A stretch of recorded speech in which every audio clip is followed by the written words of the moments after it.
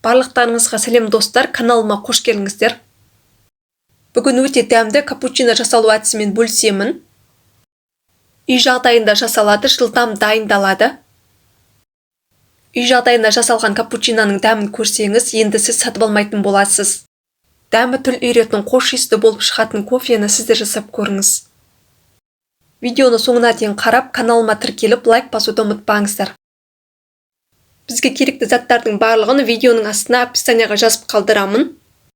Ең алдымен капучиноның бар сұлулығы көбікті дайындаймыз. Ыдысымызға қантты саламыз. Сонан соң кофені саламыз. Қант, кофе, судың көлемі бірдей болғаны дұрыс. Енді суды құямыз. Үшеуінде кесенің жартысымен салып жатырмын. Салқын су пайдаланамыз. Енді миксердің көмегімен 2 есеге ұлғайып, формасын жақсы ұстағанша шайқайтын боламыз.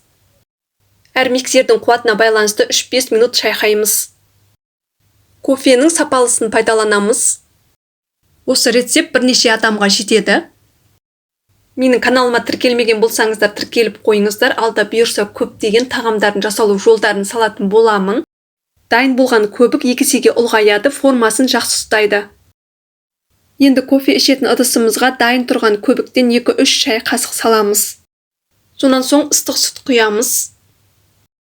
Жақсылап араластырамыз. Дайын болған кофенің бетіне тағы да көбік саламыз. Мінекей достар, өте дәмді, хош иісті болып шығатын кофе дайын. Жылдам дайындалады, оңай жасалады. Менің отбасыма өте қатты ұнады, сіздерге де ұнайтынына сенімдімін. Осы видео ұнаса достар, каналыма тіркеліп, лайк басуды ұмытпаңыздар. Сіздермен болған Ақшолпан.